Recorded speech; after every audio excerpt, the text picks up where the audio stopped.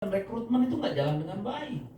Itu problem luar biasa. Jadi jangan salahkan rakyat. Kenapa rakyat akhirnya mau terima? Ya gua 5 tahun nggak tahu lu ngapain.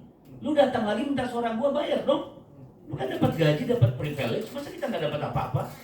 Akhirnya kan orang berpikir seperti itu. Buat apa gua pergi ke TPS, memilih orang mendapat kehormatan, mendapat fasilitas, terus gua nggak dapat apa-apa? Yang salah siapa? Ya jangan rakyatnya, jangan biaya politiknya. Kan yang salah kita-kita ini, elit partai politik dan sebagainya, termasuk penyelenggara pengawas pemilu. Mereka jaga di desa-desa. Kita kalau kampanye itu di desa ada tuh panwas. Tapi ketika terjadi seminggu terakhir, 3 hari terakhir itu money politik dan sembako berhamburan, kemana itu panwas? Kita setengah mati jagain lapangan. Kalau kita larang orang bagi uang, nanti tim kita yang kejar-kejar karena menghambat rezeki orang. Kita malah yang diincar oleh panwas. Kita yang malah yang diincar oleh panwas.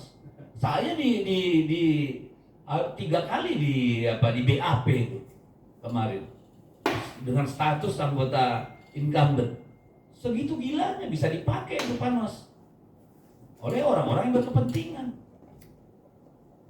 Ini memang udah rusak nih. Terus terang ya, mohon maaf lah Jokowi hadir dalam panggung politik. Dosa kita, tapi kan kita nggak dosa dengan kelakuannya semua kan. Masa kita harus tanggung jawab juga? Yang benar aja dong, itu tanggung jawab dia sama Tuhan. Iya kan? Jadi begini, tadi saya sepakat, apa sih jantung dari demokrasi? Ya pemilu. Karena pemilu, demokrasi itu berasal dari kata demos dan Kratos. Dari situ aja kan udah jelas definisinya. Artinya kekuasaan oleh rakyat. Kan gitu. Bukan kekuasaan rakyat yang diwakilkan. Makanya prinsip pemilu adalah langsung, umum, bebas, rahasia. Kalau nggak mau biaya, saya kemarin bilang di Kompas, ya udahlah diundi aja kalau gitu, dan nggak pakai biaya sama sekali. Atau tos-tosan atau cabut kupon gitu loh. Kan selesai itu urusan. Kalau nggak mau biaya, digilir gitu kan. Kan bisa ya 1 tahun ini pasangan partai ini dan partai itu, nanti tahun kedua partai ini partai itu kan damai bagi-baginya gitu loh. Jangan 5 tahun, 2 tahun aja. 1 tahun aja, 1 tahun ya semua kebagian. Lah ini kan bukan soal mengabdi pada rakyat, soal siapa yang bisa berkuasa. Oleh karena kekuasaan itu menjadi sesuatu yang sangat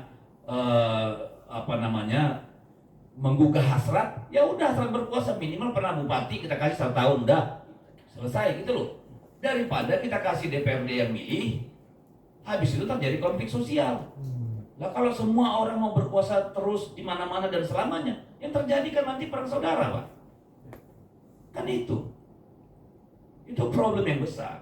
Apalagi ketika DPRD-nya sangat mudah dikendalikan. Lah kalau 40 orang anggota DPR, 22-nya dikasih sprindik, nggak selesai itu urusan. Oh, gimana ceritanya? Orang mobilisasi ribuan kepala desa lurah bisa kok. Apalagi cuma menarget 22, saya aja hari ini lagi ditarget nih. Ya, yang main nggak jauh-jauh, Parcok juga. Kita tahu lah, nanti kita bongkar tuh. Sekarang sudah main-main kayak begitu tuh Parcok-Parcokan. Ya kan? Jadi ya kayak gini negara kita ini sekarang, negara kekuasaan. Come on, wake up. Ini negara kekuasaan. Saya tidak menyalahkan Pak Prabowo meskipun dia harusnya bertanggung jawab.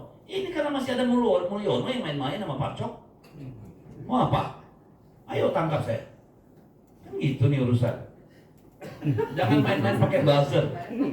Iya kan, kalau jantan ayo tangkap aja langsung gitu loh. Jadi kantor kita ditarget juga. Kalau kita belum ditarget, ya berarti kita belum di jalan yang benar, Bang Faisal. Gitu ya. Iya, karena sungguh mudah menjadi pecundang, diam, nggak ngomong apa-apa tentang situasi kita hari ini. YouTube mungkin udah dihack tuh. Oke. Jadi kemudian lagi apa? Kita ini republik. Salah satu ciri republik itu adalah tidak menganut pola turun-temurun. Ini kita tahun ini kekuasaan dihilirisasi, Pak. Akhirnya seorang presiden datang 17 kali ke satu provinsi dalam rangka hilirisasi kekuasaan. Kurang jahat apa? Kasus-kasus terkait keluarga penguasa lewat semua. Maksudnya tadi ke Jawa Tengah. Ke Jawa Tengah 17 kali lebih. Ya. Jadi Ini situasi politik gonjang-ganjing karena ada hasrat kekuasaan. Sistem kita udah bagus, ada politik kita sudah bagus, tapi 10 tahun ini rusak. 2019 saya nggak pernah terlalu mendengar yang namanya money politik atau serangan bansos. Tapi karena pilpres kemarin itu menjadi rujukan, akhirnya pilkadanya juga morat-marit. Kepala daerah itu sampai gadekan motor, gadekan mobil, tinggal bini aja nggak digadekan mungkin karena udah berumur. Segitu parahnya, betul. Saya harus sampaikan di sini.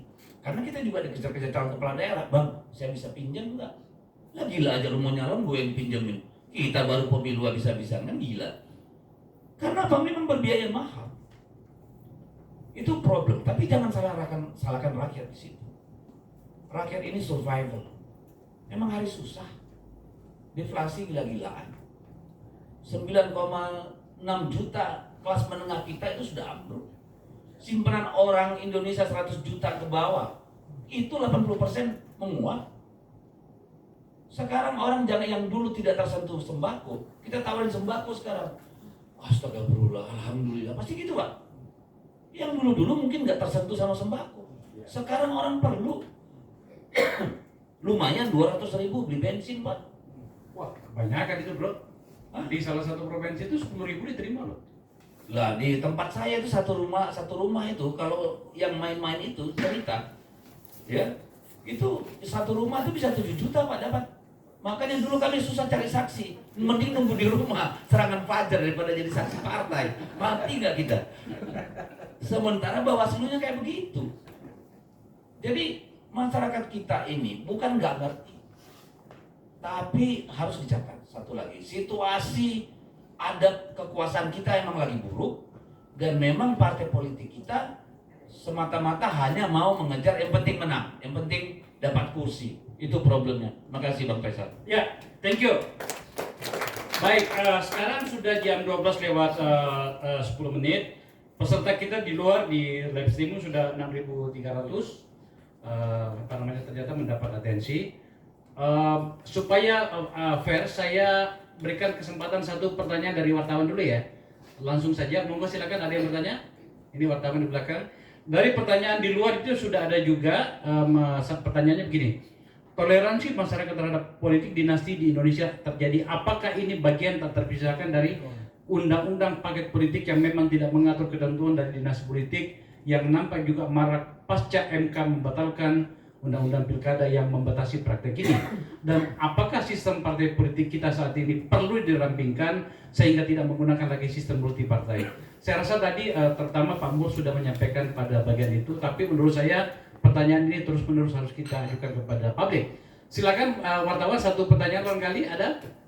Kalau tidak ada, waktunya kita memang sudah lewat. Maka untuk itu Bapak Ibu sekalian, ada 3 catatan yang bisa saya simpulkan dari kegiatan kita ini. Pertama adalah tentu saja saya mengerti gugatannya Ray Rangkuti tadi, tetapi tak ada lagi mekanisme secara metodologis yang terukur yang bisa kita lakukan selain survei. Bahwa ternyata ada beberapa tampak, ada beberapa ketidakcocokan dengan situasi di lapangan, itu bisa saja terjadi. Yang kedua adalah menyangkut dengan karakter kajian Nagara Institute, di mana kemudian teman-teman tampaknya pada kasus perilaku ini kita fokus ke situ, perilaku politik. Dan yang ketiga, poin ketiga, Bapak Ibu sekalian, Nagara Institute juga sangat-sangat fokus pada namanya dinasti politik. Tadi Rai menjelaskan banyak hal soal itu, maka saya menjelaskan